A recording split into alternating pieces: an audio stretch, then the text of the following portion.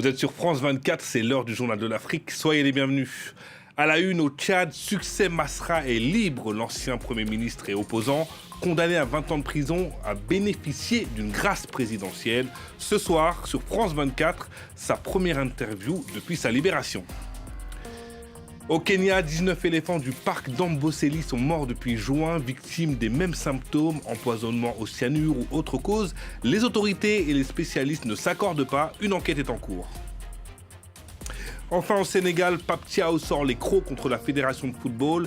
L'ex-sélectionneur des Lions de la Teranga réclame 6 mois d'arriérés de salaire et des primes impayées pour un montant dépassant 400 millions de francs CFA. Et on ouvre ce journal au Tchad au lendemain de la grâce de 9 opposants par le président Mahamat Idriss Déby. Parmi eux, le chef du parti Les Transformateurs et ex-premier ministre Succès Masra, qui purgeait depuis plus d'un an une peine de 20 ans de prison ferme. On prend tout de suite la direction de N'Djamena pour le retrouver. Succès Masra, bonsoir et merci d'avoir accordé votre première interview au Journal de l'Afrique de France 24. Donc je le disais, après des mois de détention dans des conditions que vos avocats ont décrites comme très difficiles, comment allez-vous physiquement et mentalement? Je retrouve la liberté, plein d'espérance et tourné vers l'avenir. Et c'est dans cet esprit que je suis ce soir avec vous.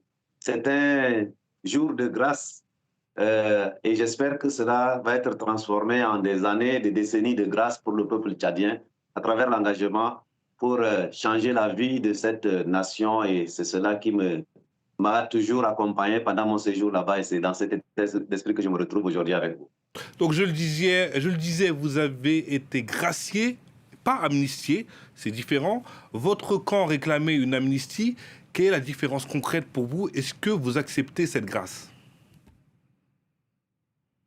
Si je ne l'avais pas accepté, je ne serais pas là dehors. Et aucun être humain ne peut refuser une grâce. La grâce, c'est quelque chose qui est nécessaire. Sans cette grâce et sans cette grâce présidentielle accordée par le maréchal du Tchad et président de la République, Mahamat Idriss Déby, non, je ne serais pas là avec vous ce soir et je n'aurais pas retrouvé ce peuple dont l'enthousiasme, d'une certaine manière, a été impacté. Les Tchadiens savent que c'était attendu. Mais ce qui me préoccupe, ce n'est pas tant ma libération simplement. Fut-elle par une grâce, par une amnistie? Ceux qui disent amnistie, c'est parce qu'ils savent que je suis innocent. Et même Dieu, dans son silence, est témoin de mon innocence. Le président Mahamat sait que ma place n'était pas en prison, mais il aurait pu décider de m'y laisser. Il a choisi de me libérer parce qu'il sait que je serais très utile à ce pays en dehors de là où on m'a envoyé. Et donc, ma préoccupation, c'est l'avenir. Et je pense que la grâce aujourd'hui n'empêche rien demain. Mais ma principale préoccupation, c'est plutôt les solutions que nous pouvons ensemble apporter pour renforcer la stabilité, l'unité, la paix, la cohésion dans ce pays à travers des mesures concrètes de justice, d'égalité. C'est ce que je mets sur la table et c'est en cet esprit-là que je retrouve la liberté aujourd'hui pour continuer à servir. Donc je suis libre pour servir le peuple tchadien parce que finalement tout est grâce. C'est par la grâce aussi que vous avez le souffle de vie qui vous permet d'échanger avec moi ce soir. Et c'est pareil, c'est réciproque. Et justement, vous parlez de votre avenir politique, vous sortez de prison dans un Tchad qui se dit en transition démocratique. Est-ce que vous croyez encore à cette transition démocratique à l'heure où je vous parle? Vous savez, en prison, et moi j'ai appris au pied des plus grands. Les plus grands, c'est Nelson Mandela, le meilleur africain du XXe siècle, qui nous a appris que nous pouvons continuer à nourrir le rêve d'une nation qui se nourrit de ses diversités. J'ai continué, moi, malgré les souffrances, malgré les douleurs, malgré les incompréhensions en prison, à nourrir ce rêve-là d'un Tchad dans lequel demain, les chrétiens et les musulmans constitués à moitié-moitié, les hommes et les femmes constitués à moitié-moitié, les civils et les militaires pourront travailler, les croyants et les non-croyants pourront travailler ensemble comme des frères dans un pays libre et démocratique dans lequel la diversité, les opportunités seront disponibles pour tout le monde. C'est pour ça que j'ai choisi, moi, vous savez, de m'engager résolument aux côtés des millions, finalement, de Tchadiens aujourd'hui qui croient dans cette vision-là. Donc, c'est ça que je mets sur la table, c'est cette espérance-là qui permet que nous continuions à avancer. Et ce soir, nous étions au balcon de l'espoir. Je suis un homme plein d'espérance. La prison n'a fait que renforcer ma conviction et j'en ressors avec davantage de soif et de faim de justice pour mon peuple. Et c'est pour cela que je vais continuer à me battre. Mais en bon Mandela Fil, dès demain matin, ma mère est disponible avec des solutions que j'ai fait parvenir, y compris au maréchal Mahamad Idriss Déby Itno, depuis la prison, et que je suis prêt à y travailler avec tous les autres qu'il a libérés et les autres qui sont encore en prison, parce qu'il y a des gens qui sont encore en prison, qui doivent sortir. Et ensemble, nous allons bâtir un Tchad meilleur, admiré par ses voisins, comme dit dans notre hymne, j'espère. Et justement, vous parlez de recomposition, vous parlez du président Mahamat Idriss Déby qui vous a accordé la grâce. Est-ce que vous seriez prêt, par exemple, à participer à un gouvernement d'union nationale? Je lui ai proposé, nous sommes un pays qui est constitué de civilisations, des Tchadiens, des civilisations négro-africaines à moitié, des civilisations arabo-musulmanes. C'est dans notre hymne national, à moitié d'hommes et à moitié de femmes. Et j'ai pensé que c'est nécessaire. Le président lui-même a reconnu qu'il a accepté l'idée d'une commission paritaire pour le dialogue. Mais nous devons aller plus loin. Nous sommes un pays de régime présidentiel, donc le véritable pouvoir est au niveau de l'exécutif. En tant que chef de l'exécutif, il peut décider de mettre en place un gouvernement d'union et de changement, dans lequel l'ensemble des Tchadiens pourront se retrouver. Et si nous réussissions, par exemple, à avoir un gouvernement que nous appelons un gouvernement nous moitié-moitié, avec la diversité qui est au rendez-vous, mais en même temps assorti des contrats de performance pour avoir des résultats, parce qu'il a reconnu lui-même que le rythme et les résultats ne sont pas au rendez-vous. Alors nous serons capables, en plus des 100 actions qu'il a proposées et des 12 chantiers, d'y apporter des solutions additionnelles qui feront que nous pourrons concrètement renforcer la bonne gouvernance, le leadership serviteur et les résultats. Et donc, ça, c'est quelque chose de possible. Et puis, à partir de là, nous pouvons aller plus loin. Dans l'exécutif local, avoir des gouverneurs qui sont représentatifs des Tchadiens, avoir au niveau international, au niveau diplomatique, des représentants qui sont vraiment la traduction de cette diversité tchadienne-là. C'est ces solutions-là. Moi, je suis un homme de solutions, un homme de science, un économiste de développement à la base. Et donc, je me suis engagé pour apporter des solutions. Succès Masra, vous aviez été Premier ministre. Qu'est-ce qui vous garantit que cette fois-ci, si vous participez à un gouvernement d'union nationale, que cette fois-ci, ça marchera mieux que la dernière fois? Nous étions dans une période de transition et j'étais Premier ministre de transition, dans un gouvernement de transition qui devait conduire à des élections. Et puis, au sortir des élections, j'ai exprimé ma disponibilité à faire en sorte que les guerres de couronnement n'empoisonnent pas l'avenir de notre pays. Devant nous, il y a 5 ans où nous pouvons avoir une sorte un peu de trêve politique et nous nous asseyons et nous pouvons en 5 ans, avec tous les Tchadiens, pas le président de la République, lui seul et moi, mais tous les autres, ceux qui viennent de sortir des prisons, ceux qui sont à la diaspora et les autres, nous pouvons bâtir quelque chose de solide en homme d'État capable d'apporter des solutions pour l'avenir. Et donc, il faut être deux pour faire la paix, il faut être deux pour dessiner une solution. Et donc, je compte sur la possibilité de ces courages-là qui sont possibles dans l'histoire des grandes nations. Ça passe par des hommes capables d'incarner ce courage-là. Et le président qui est un maréchal, je ne pense pas qu'il manque de courage. Et donc, il faut faire en sorte que nous puissions aller vers ce chemin-là. Vous allez voir, interroger aujourd'hui, vous voyez la joie que les Tchadiens ressentent, rien que de ces libérations. Imaginez que nous allions un peu plus loin. C'est cet état d'esprit-là. Et donc, moi, je suis un homme d'espérance. Je pousse les portes pour faire en sorte que les incompréhensions cessent et que finalement, nous ouvrions les portes et que nous libérons les énergies du Tchad. Merci beaucoup, Succès Masra. Merci. Vous êtes président du Parti des Transformateurs. Merci d'avoir accepté votre première interview dans le Journal de l'Afrique de France 24. Merci beaucoup, Succès Masra. Merci à vous. En République démocratique du Congo, les États-Unis ont dit prendre de bonnes notes du protocole de démobilisation des FDLR, mouvement rebelle rwandais, présenté par le gouvernement congolais fin juillet. Pour Kinshasa, il s'agit de la traduction concrète des engagements pris dans le cadre de l'accord de paix signé à Washington. Les précisions à Kinshasa d'Aurélie Bazara-Kibangula. Ces derniers jours, les autorités congolaises ont lancé une véritable offensive diplomatique pour présenter ce protocole. Alors dans ce texte, le chef politique d'une faction des FDLR s'est engagé à procéder au désarmement et à la démobilisation de ses membres.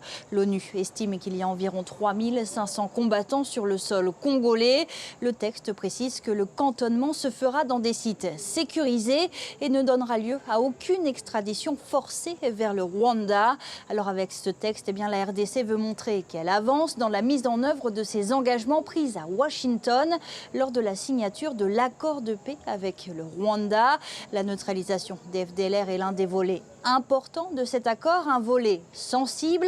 Kigali a qualifié ce texte de non-événement et exige l'application stricte de l'accord de Washington. Les États-Unis ainsi que plusieurs pays membres de l'Union européenne ont dit prendre bonne note de cette annonce. Il demande désormais à Kinshasa d'élaborer rapidement un plan d'action et un calendrier réaliste. Alors on s'arrête sur ce mal mystérieux qui décime les éléphants dans une région touristique du sud du Kenya, située près de la frontière tanzanienne. Au moins 20 décès y ont été signalés depuis le mois de juin. Le service kényan de la vie sauvage a indiqué fin juillet avoir découvert des traces de cyanure dans l'organisme des cadavres. Mais chez les agriculteurs comme chez les scientifiques, l'explication peine à convaincre. Laurent Berstecher.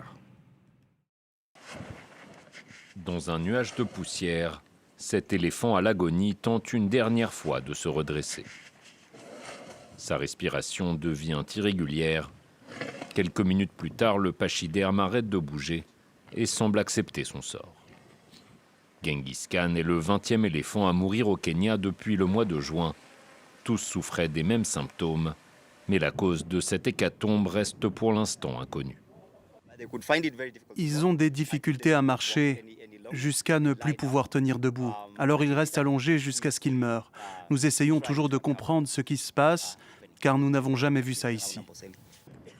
Le mois dernier, les autorités kenyanes annonçaient la découverte de traces de cyanure lors des autopsies, potentiellement issues des pesticides provenant des fermes environnantes.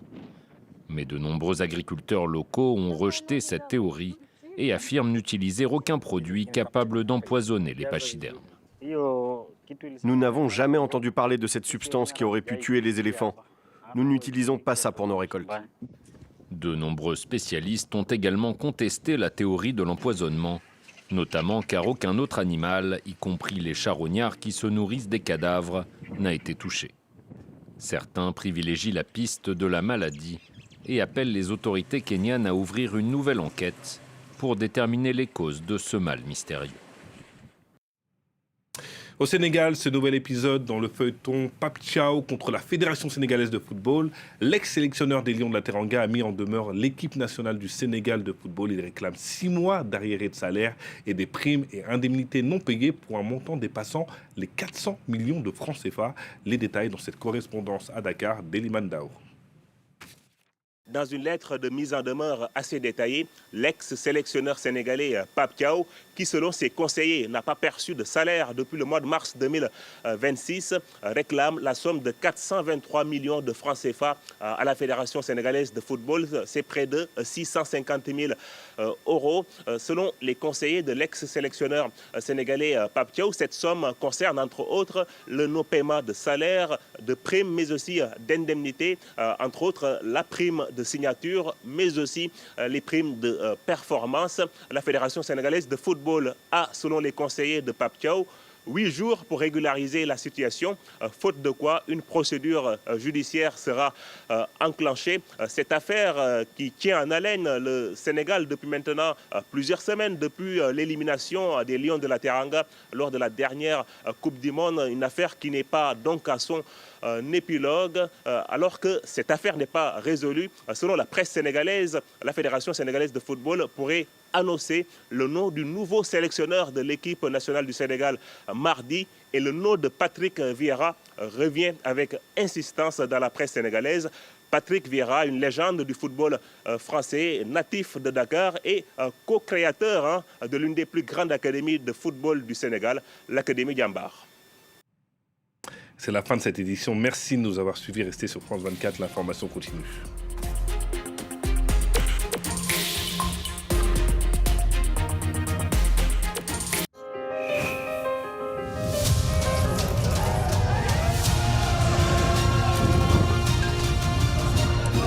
Les portes s'ouvrent. C'est quand même incroyable comment ils sont faits. C'est quelque chose de fou. Ça résonne en nous. C'est comme si tu es dans un autre monde.